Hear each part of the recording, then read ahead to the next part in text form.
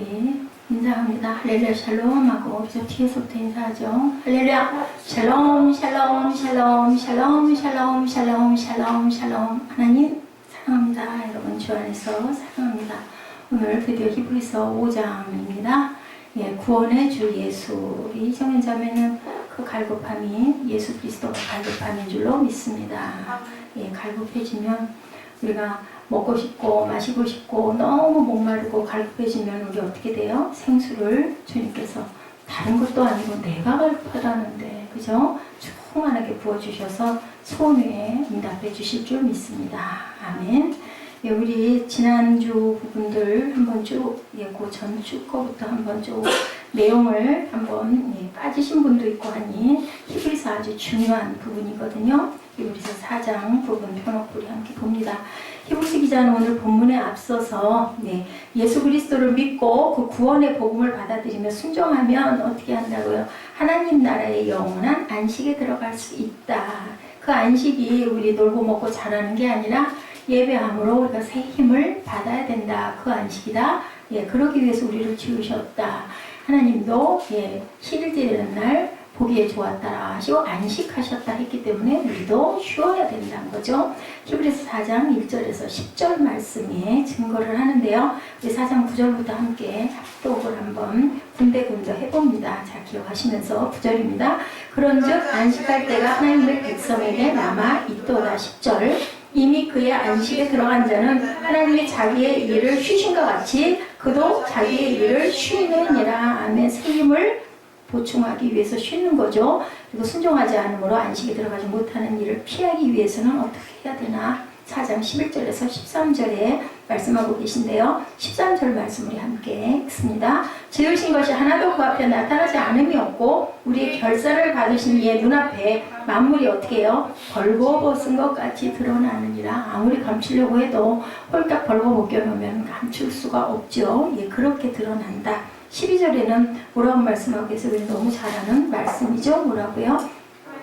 하나님의 말씀은 어떻게 해요? 살아있고 활력이 있어 좌우의 날선 어떤 검보다 예리하여 혼과 영과 및 관절과 골수를 찔러서 쪼개기까지 하며 마음의 생각과 뜻을 판단하신다 라고 말씀하세요. 그래서 다 드러날 수밖에 없다. 그러기에 주님의 심판대 앞에서 우리는 도와줄 유능한 변호인이 필요한데 그분이 바로 누구셨어요? 예수 그리스도시다 라고 4장 14절에 말씀하죠. 그러므로 우리에게 누가 큰 대제사장 하이 프리스트 아까 우리 고백했죠? 계시니 승천하신 이 곧 하나님의 아들 예수시라. 우리가 믿는 도리를 굳게 잡아라. 믿음을 굳게 하라는 말씀을 여기서 하고 있습니다. 십자가에서 어떻게 돌아가신지 여러분 너무 잘 아시죠? 살이 그냥 찢긴 게 아니라 갈고리가 붙어 있어가지고 한데 태상을 때릴 때마다 살이 뜯겨져 나온 그 아픔, 모진 고통, 그리고 피를 흘리고 끝까지 돌아가심으로 하나님께서는 고개를 돌리셨다. 성경에 보면 그렇게 표현이 돼 있어요. 근데 돌리시고 나서 어떻게 했어요? 우리가 성경 말씀에 있죠. 마태복음 말씀에 보면 우리가 생명을 살고자 아끼면 죽을 것이요. 내가 생명을 들으면 아버지께서 생명을 주신다. 그걸 그대로 보여주신 게 아들을 통해서 보여주셨는데 자, 오늘 5장 1절에서 4절은 대제사장에 대해서 언급하고 있습니다. 대제사장마다 사람 가운데 어떤 자다? 택한 자다. 5장 1절이죠. 하나님께 속한 일에 사람을 위하여 모아 예물과 속죄제는 제사를 드리게 하나니 그가 무식하고 미혹된 자를 능 용납할 수 있는 것은 자기도 연약에 휩싸여 있음이라. 누가?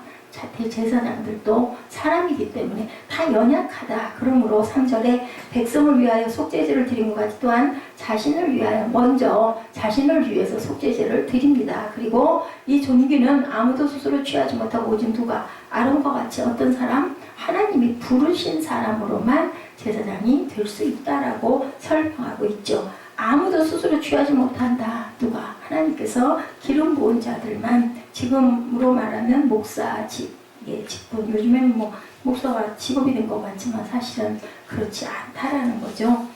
영원 불멸한 것, 하나님의 말씀은 1.1획도 변함이 없으시죠. 만약에 그렇다면 사건입니다. 그 사람들은 내 뜻대로 나 목사 될 거야 해서 목사 되고 교회 세우고 그리고 뭐 성도들 돈 뿌려가면서 불러드리고 그것은 하나님의 온전한 종이 아닙니다. 아무리 눈에 볼 때는 막 부흥을 하는 것 같고 몇백 명씩 사람이 늘어나도 그건 소용이 없죠. 독사의 자식들아 내가 너를 전혀 알지 못하노라 합니다. 대제사장도 어떻다 사람이었다. 구역에서는 그 또한 온갖 시험 앞에 아주 연약한 존재다. 그렇기 때문에 그는 무식하고 미혹된 백성을 이해하고 친절하게 대할 수밖에 없다. 종은 누구의 종이에요? 사람의 종이에요? 아니에요. 하나님의 종이에요. 그렇기 때문에 사람에게 그렇게 해서는 안 된다라는 거죠. 예, 그렇게 다른 사람들과 다를 바 없으면서 그들을 위해 하나님 앞에 제사를 드리는 거룩하고 영광스러운 직책을 수용한다는 것은 스스로 할 수 있는 것이 아니고 하나님께서 부른 대제사장만 할 수 있다. 히브리서 기자가 대제사장에 관하여 초점을 맞추는 것 첫째로 하나님이 부르시고 둘째로는 동질성이다. 즉 대제사장 같은 사람이기 때문에 시험 앞에서 백성의 연약함을 잘 이해할 수 있다. 그래서 예수 그리스도는 무엇으로? 사람으로 오셨어요. 우리를 이해하기 위해서 누구로? 하나님이면서 인자로 오셨다고 우리가 압니다. 5절 6절이죠. 또한 이와 같이 그리스도께서 대제사장 되심도 스스로 영광을 취하심이 아니요 오직 말씀하시니가 그에게 이르시되 뭐라고 그러셨어요? 너는 내 아들이니 내가 오늘 너를 낳았다 하셨고 또한 이와 같이 다른 데서 말씀하시되 내가 영원히 멜기세덱의 반차를 따르는 제사장이다. 창세기 보면은 그죠? 누구예요? 아브라함의 조카 누구로? 그죠? 롯이 어디 살 때? 소돔성에 살 때. 그죠? 다른 나라 임금들이 쳐들어와요. 그래서 소돔을 막 거기를 점령하고 그 누구도 데려가고 아론이 아니라 롯도 끌어가고 그리고 막 엄청나게 탈취해가고 막 이랬어요. 그랬을 때 아브라함이 누구를? 아브라함이 종복들, 그죠? 장군들 38명 기억해요? 끌고 쫓아가서 쳐서 이겨가지고 탈취물 다 뺏어오고 롯도 다시 데려오는 그런 역사가 있었을 때 그래서 거기에 가서 탈취물 아브라함이 가지고 왔을 때 그때 딱 한 번 멜기세덱이 나타나죠. 그랬을 때 아브라함이 거기에 10의 1을 드리는 그런 사건이 있습니다. 상징적으로 이 부분에 멜기세덱은 이때 딱 한 번 나오는데요. 이분이 바로 예수의 상징이다. 그래서 반차를 아론의 반차가 아니라 예수님은 누구의 계열로? 이 멜기세덱의 계열로 왔다. 누구의 영적인 대제사장으로 왔다라는 어떤 깊은 뜻을 가지고 있습니다. 영원히 멜기세덱의 반차를 따르는 제사장이다. 아론의 반차가 아니다. 멜기세덱의 반차다.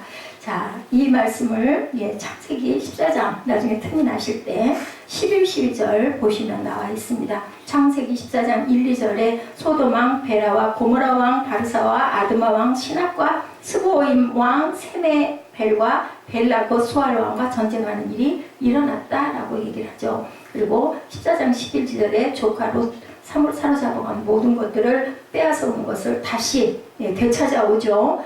샬렘은 예루살렘의 옛날 성전 이름이에요. 샬렘. 그 샬렘이 샬롬이 되죠.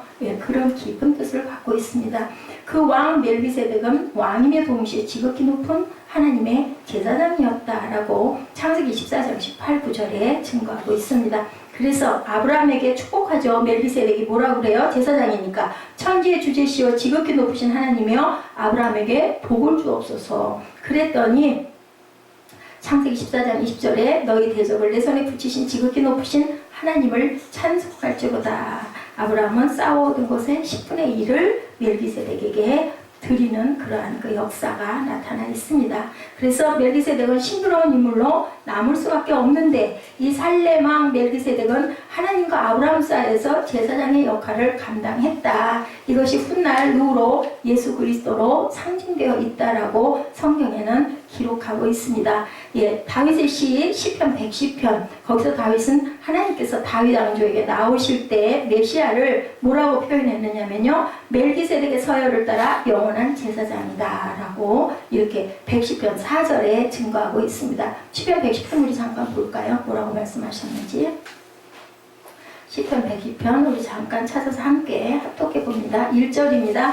야훼께서 내 주에게 말씀하시기를 내가 내 원수들로 내 발판이 되게 하기까지 너는 내 오른쪽에 앉아 있으라 하셨도다. 야훼께서 시온에서부터 주의 권능의 귀를 보내시리니 주는 원수들 중에서 다스리소서. 주의 권능의 날에 주의 백성이 거룩한 옷을 입고 즐거이 헌신하니 새벽 이슬 같은 주의 청년들이 주께 나오는도다. 야훼는 맹세하고 변하지 아니하시리라. 이르시기를 너는 멜기세덱의 서열을 따라 영원한 제사장이라 하셨도다. 누가 고백했어요? 다윗이 고백했어요. 예수께서는 다윗이 시편 110편의 한 말이 성령에 감동되어 했다. 마가복음 12장 36절에 다윗이 성령에 감동되어 친히 말하되 주께서 내 주께 이르시되 내가 내 원수를 내 발 아래 둘 때까지 내 우편에 앉아 있으라. 누구에게? 다윗에게 하나님이 말씀하셨다라고 증거합니다. 37절에 다윗이 그리스도를 주라 하였으니 어찌 그의 자손이 되겠느냐 하시니 많은 사람들이 즐겁게 듣더라. 그것은 예수님 자신이 그리스도시고 멜기세덱의 서열을 따르는 영원한 제사장이 되었다라는 증거를 하고 있다라는 거죠. 히브리서 기자가 자신이 멜기세덱에 대해서 어떻게 말하고 있는지 보여주는 것, 히브리서 7장 1절에서 4절에 증거합니다. 이 멜기세덱은 살렘 왕이요 지극히 높은 하나님의 제사장이라 옛날 예루살렘의 이름이라고 얘기했죠. 여러 왕을 쳐서 죽이고 돌아오는 아브라함을 만나서 복을 빈지라 아브라함이 모든 것의 10분의 1을 그에게 나누어 주니라. 그 이름을 해석하면 먼저는 의의 왕이요 그 다음은 살렘 왕이니 그 왕은 평강의 왕이요 아버지도 없고 어머니도 없고 족보도 없고 시작한 날도 없고 생명의 끝도 없어 하나님의 아들과 닮아 항상 제사장으로 있느니라. 하나님이세요. 하나님. 이 사람이 얼마나 높은가.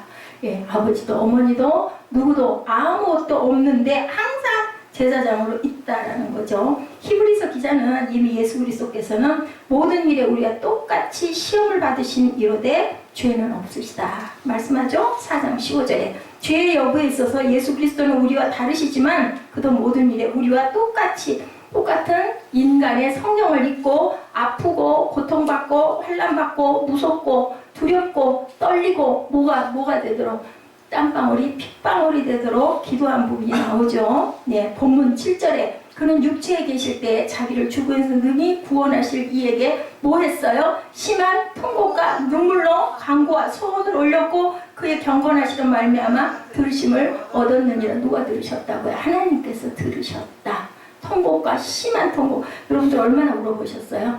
땀방울이 핏방울이 되도록 한번 그렇게 내 소원을 가지고 내 부르짖음을 하나님께 올려보신 적이 있냐는 거죠. 예수 그리스도는 그렇게 하셨어요.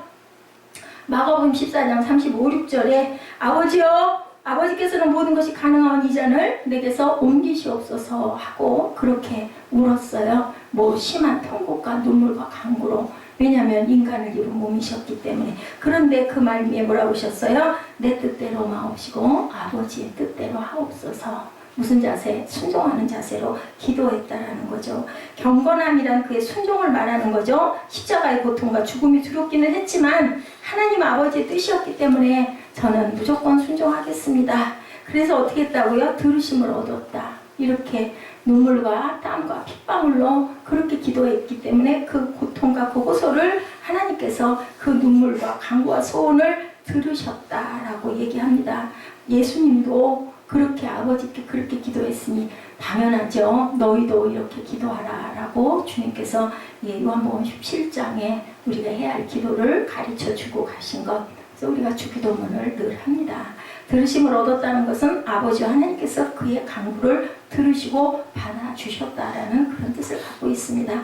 예수 그리스도는 모든 사람에게 영원한 구원의 근원이 되시기 위하여 이 세상에 오셨다. 바울이 얘기하죠. 빌립보서 5장 2장 5절에서 8절입니다. 너희 안에 무슨 마음? 예수 그리스도의 마음을 품어라. 누구의 마음? 곧 그리스도 예수의 마음이니 그는 근본 하나님의 본체시나 하나님과 동등됨을 취할 것으로 여기지 아니하시고 오히려 자기를 비워 모로 종의 형체를 가지사 사람들과 같이 되셨고 사람의 모양으로 나타나서 자기를 낮추시고 어떻게까지 죽기까지 복종하셨으니 그것이 곧 십자가의 죽으심이라. 십자가가 어떤 거였어요? 아주 흉측한 거였죠. 아주 흉악한 범죄자들이 매달리는 그 시대의 처형틀, 아주 가장 악한 자들만 매달리는 그 틀, 십자가들을 보면 다들 고개를 돌리고 도망가고 돌아갔었어요. 근데 그 틀을 누가 지심으로? 예수 그리스도가 지심으로 아주 아름다운 십자가, 승리의 십자가, 구원의 십자가, 부활의 십자가가 되셨어요. 십자가에서 죽기까지 순종하시는 우리에게 큰 대제사장이 되시는 길이었기 때문에 그렇게 하셨다. 죄인들이 지는 십자가를 어떤 분으로, 죄 없으신 분으로 짊어지셨다라고 고백하고 있습니다. 우리가 사는 세상 불안하죠? 불확실하죠? 확실한 거 아무것도 없어요. 그죠? 우리가 그 다음날, 오늘 여러분들 가셔서 주무시고 내일 일어날 때 아무 일이 없으리라고 우리는 믿어요. 그 믿음이 있어야 된다는 거예요. 그런데 일어나 보면 하루 중에 여러 가지 크고 작은 일들이 일어납니다. 그렇기 때문에 우리는 어떤 것도 믿을 수가 없는 불안한 세상, 불확실한 세상을 살고 있다. 든든하다고 생각하던 터전들이 알고 보니 많이 흔들리고 있다. 그래서 창수와 바람이 불어도 굳건한 반석 위에 세우시옵소서 하고 우리는 늘 기도해야 한다는 거예요. 그토록 믿고 의지했던 모든 터전들이 흔들리고 있다는 거죠. 우리 지구 흔들리는 거 우리 모르잖아요. 근데 뭘로 알게 돼요? 예, 지진이 일어나면 아는데 아주 미세하게 우리는 모르지만 진도가 흔들림이 있다. 이렇기 때문에 세상은 과거에도 오늘도 미래에도 변할 수밖에 없다. 그죠? 그것을 알고 계시는 분은 하나님밖에. 살지 죽을지, 언제 죽을지, 어떻게 죽을지, 어떻게 될지는 아무도 모른다. 그것은 누구에 관한? 하나님의 창조주의 권한일 뿐이다. 영원히 살 존재들도 또한 아니다. 이렇게 불확실하다. 언젠가는 죽죠. 우리에게 절실히 필요 요청되는 것 하나 뭐예요? 진실한 말씀과 약속을 굳게 붙들고 나가는 것밖에는 우리가 할 수 있는 것은 없다. 안심하고 살아갈 믿음이 우리에겐 있어야 되는데 어떻게 하라 그랬어요? 우리 지난 시간에 은혜의 보좌 앞에 그러기 위해서 우리는 담대하게 나가라. 염려하지 말고 근심도 하지 말고 걱정도 하지 말고 주님의 보좌 앞에 담대히 나가서 뭐해라? 붙잡아라 라고 우리가 지난 시간에 함께 그렇게 나눴습니다. 세상은 문화와 문명이 발달하면 발달할수록 안정되고 확실한 게 아니라 점점 불안하고 점점 불확실할 수밖에 없다. 아까 기도한 대로 우리나라가 정말 물질적으로 풍요의 세상, 거리에 나가보면 우리 아파트의 구석구석에 가보면요 오늘도 지나가면서 보고는 얼마나 아깝고 좋은지요. 저 노래 책꽂이만 보면 너무 좋아요. 그냥 그게 세트로 멀쩡한 게 그냥 서너 개가 쭉 나와서 그냥 뭐 필요 없으니까 옛날에는 정말 돈 주고 사기도 비싸고 귀했는데 요즘에는 막 버려지는 것들이 얼마나 많은지 몰라요. 왜? 사는 게 그만큼 양질이 그래서는 안 되는데 뭐 필요는 없고 어떻게 딴 걸 어떻게 좀 해야 되는데 하니까 그냥 돈 붙여서 내놓죠. 그럼 이제 필요한 사람들이 갖다 쓰기도 합니다. 그게 또 옛날에는 좀 슬그머니 하는 부끄러움에도 요즘엔 또 그렇지도 않아요.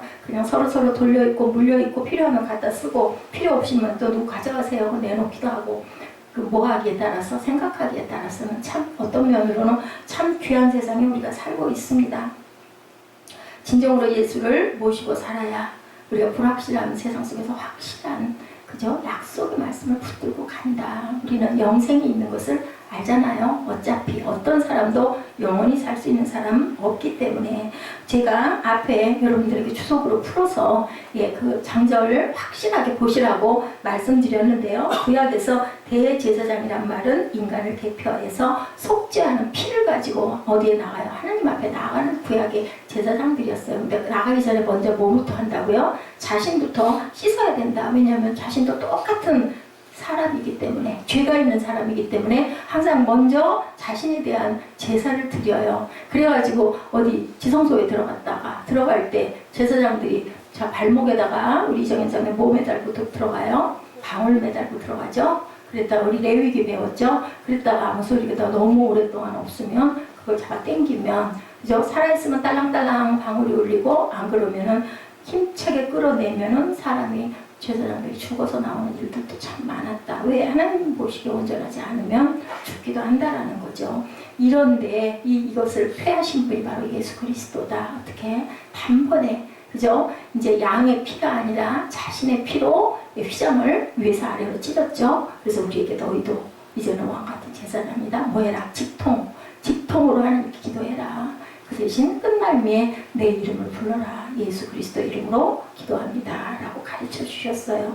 이 대제사장의 개념은요, 다른 종교에서 정말 찾아볼 수 없는 독특한 표현이다. 우리의 신앙을 결정해주는 요소이기도 하다라는 거죠. 여러분들 가인과 아벨의 제사 기억하시죠? 인간이 하나님께 드린 최초 행위가 바로 제사였다. 그리고 제일 먼저 누가 했어요? 그 후로 아브라함과 이삭과 야곱이 가는 데마다 그죠? 제단 쌓고 거기에다 기름 붓고 예, 그것이 바로 예배의 시작이었다. 11조도 아브라함부터 아까 멜기세덱에게 10의 하나를 드리는 부분부터 시작이 되었다라고 나타나 있습니다. 하나님은 시내산에서 모세에게 뭐를 가르쳐 주셨어요? 제사하는 예법을 알려주셨죠. 그래서 광야에서 우리 지난 시간에 우리 함께 공부했죠. 성막 짓는 거, 엄청난 많은 것들을 꼭 그렇게 해야 되겠느냐, 그죠? 그런 것처럼. 그렇지만 그 성막은 그들의 신앙의 핵심이었고 생명이었기 때문에 돈이 얼마가 들어도 그것은 아주 중요한 거죠. 삶의 공동체의 중심. 바로 어디예요? 신약에는 교회입니다. 교회. 그래서 교회가 예, 아무리 초라하다 할지라도 그래서 예배가 있고 찬양이 있고 기도가 있으면 그것은 정말 귀한 곳이다. 우리 생명의 구심점이다 라는 거죠. 우리나라 사람들이 몇 년 전에 단군 신전을 우리가 모시자 했었대요.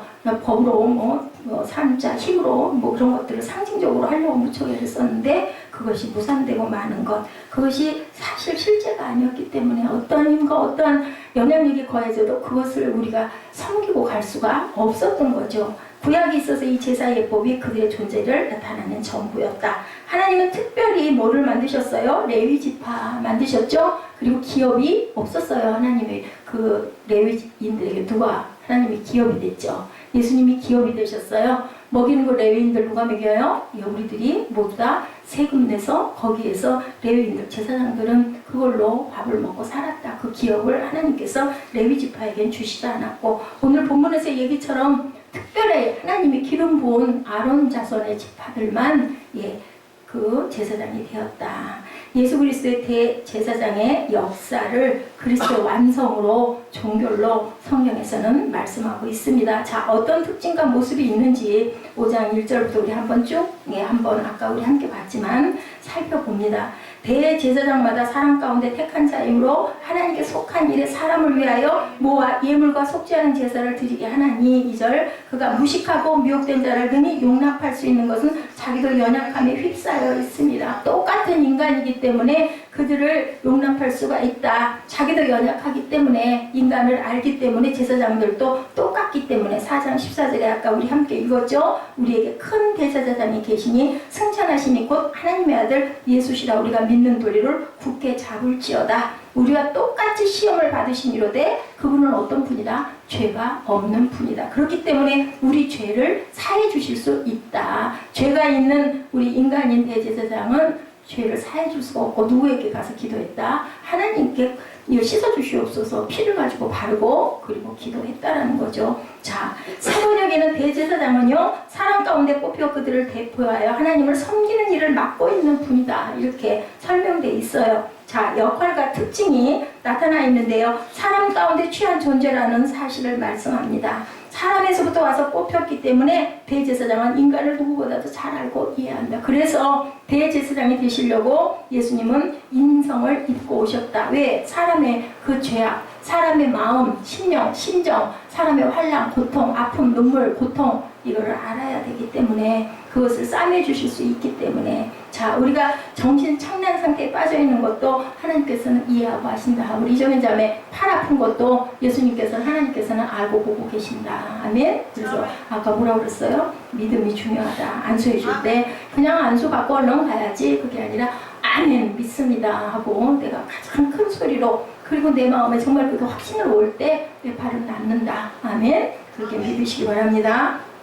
자, 인간의 연약성을 아시고도 정말 이해하시고 동기가 나쁘지 않고 마음은 원이로되 너희들이 몸이 너무너무 약하구나 이렇게 얘기하셨어요. 그것은 그 고백은 우리 베드로에게 제자들에게 말씀하시면서 예수님도 얼마나 고나셨을까 예수님 자신의 고백일 수 있다라는 거죠. 너희가 마음은 원이로되 저 몸이 약하구나 라고 말씀하시죠. 자, 그리고 나서는 이제는 수고한 그 무거운 짐들 다 내려놔. 내가 이제는 너 쉬게 할게. 이제부터는 쉬어라. 말씀하세요. 뭐에 의지해서? 보혈에 의지해서 나아간 자에게 예수님은 항상 따뜻하게 감싸주셨죠. 어떤 여인? 강마다 붙잡힌 여인, 탕자, 이런 사람들에게 항상 보호하시고 품어주시는 하나님의 마음, 그것이 바로 예수 그리스도셨다. 너 왜 그랬어? 그죠? 따지지 않았어요. 갔느냐? 갔습니다. 가서 나도 너 정죄 안 할게. 다시 죄 짓지 마. 하고 다독여서 보낼 때 얼마나 마음이 따뜻하고 눈물이 쏟아졌을까. 그래서 그죠? 물을 꼭 깨요. 옥합을 깨는 마음이 될 수도 있다는 거죠. 대제사장마다 사람 가운데 택한 자임으로 하나님께 속한 일에 사람을 위하여 예물과 속죄하는 제사를 드리게 하나니 그가 무식하고 미혹된 자를 능히 용납할 수 있는 것은 자기도 연약하기 때문이다.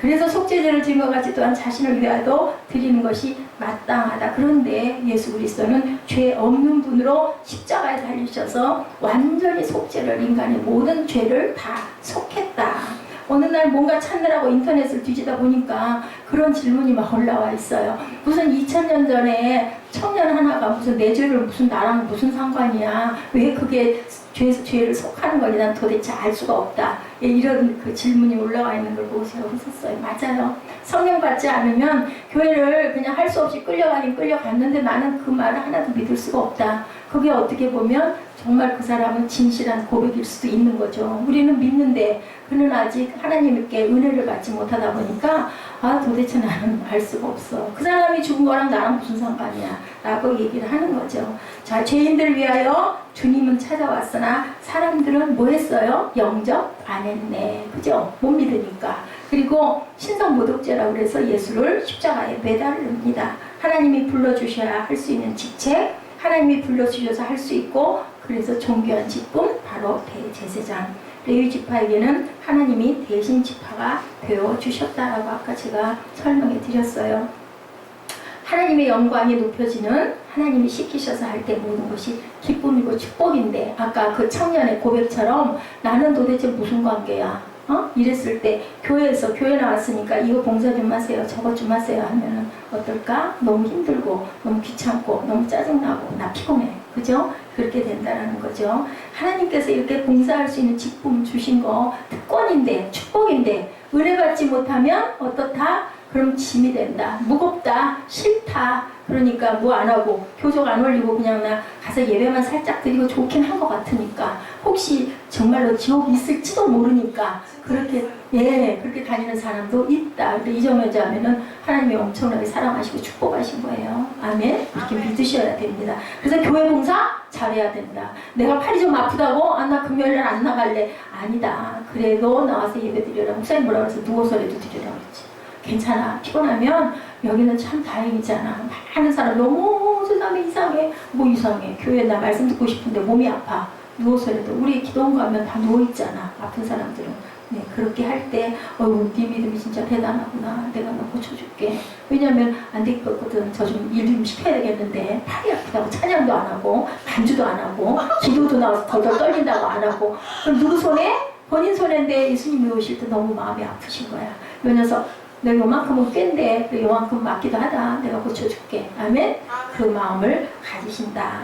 자, 하나님이 여러분들을 이 교회로 불러주신 거 믿습니까? 아멘? 아멘입니다. 그냥 우연히 일어나는 일은 없어요. 제가 아까 정가울 전도사님한테도 그런 얘기 했어요. 우연히 일어나. 우리 사무엘 다리가 할아버지 다리에 2배라고, 허벅지가. 그래가지고 막 굉장히 할아버지가 기가 막혀 했다고 그러더라고요. 병원에 가서 할머니 옆에 가서 잔다고 그랬는데 할머니가 너 거기서 떨어져 안 돼. 집에 가서 자. 그래서 둘이 집에 가서 잤대요. 그죠? 저도 그 얘기를 듣고는 아니 그 조그마한 간이 그 침대에 옛날 애기도 아니고 뭘 할머니를 병관을 한답시고 거기서 잠을 자냐고 떨어지지 밑으로. 그치? 그래서 알아서 해라 그랬더니 할머니가 된 거 그래가지고 집에 가서 자라고 그래가지고 집으로 돌아갔다고 얘기를 해요. 주님께서는 다 아셔요. 사무엘이 왜 저렇게 지금 이 나이에 저런 몸이 돼 있을지 5살 때도 아셨다. 누가 알아? 엄마도 몰랐다. 어머 얘가 왜 이렇게 됐어? 근데 하나님께서는 다 알고 계신다. 자, 하나님이 여러분들을 이 교회에 불러주신 거 왜 필요면 내가 여기다 데려다 앉혀놓으셨어. 응? 그치? 큰 데 가가지고 좀 폼나게, 멋지게, 내가 찬양 하나를 해도 막 박수 세례를 받고, 이런 데 가서 좀 이렇게 할 수 있게 해주시지. 왜 내가 나를 이런 데다 갖다 놓으셨어? 하나님께서 뜻이 있으셔서. 그죠? 경건의 모양만 있고 너희들 경건치 못한 자들은 내가 너를 알지 못하느라 말씀하셔요. 자, 그런 게 오히려 더, 그죠? 그래서 아무도 예배하지 않는 이곳에서 내가 예배할 때, 아무도 찬양하지 않는 이곳에서 내가 찬양할 때 누가 보셔요? 주님께서 보시죠. 왜 하겠어요? 거기서 아무도 없는 데서, 썰렁한 데서 왜 하겠어요? 정말 주님 어떻게 고쳐주세요. 주님 이 교회 부흥시켜주세요 하는 마음으로 찬양한다는 그 마음을 받으신다. 아까 2절에 통곡한 그거를 누가 아셨다고요? 하나님께서 아셨다라고 말씀하죠. 110편 2절이죠. 시온에서부터 주의 권능의 귀를 내보내리시니 주는 원수들 중에서 다스리소서. 3절이죠. 주의 권능의 날에 주의 백성이 거룩한 옷을 입고 즐거이 헌신하니 새벽 이슬 같은 주의 청년들이 어디로 주께 나오는도다. 새벽 이슬 같은 청년들이시기를 주님의 이름으로 축복합니다. 아멘. 야훼는 명세하고 변하지 아니하시리라. 야훼는 뭐하고 4절에 맹세하고 변하지 아니하시리라 이르시기를 너는 멜기세덱의 서열을 따라 영원한 제사장이라 하셨도다. 누가? 여러분들이 오늘 우리 이정현 자매, 우리 에스더 집사, 우리 김종국 집사 같은 너희들이 새벽 이슬 같은 청년이고 너희들이 멜기세덱의 반차를 딴 대제사장이다. 왜? 이제 우리는 다 왕같은 제사를 한 것이니까. 그때는 다윗에게, 그때는 예수님이지만 우리는 다 작은 예수들이니까 너희에게. 이 110편 말씀은 그때 그 당시에 예수가 아니라 바로 저와 여러분에게. 그렇기 때문에 예수님이 통곡하신 것처럼, 예수님이 힘드셨던 것처럼, 예수님이 아프셨던 것처럼 그렇게 기도할 때 하나님께서는 그것을 다 이루어 주신다.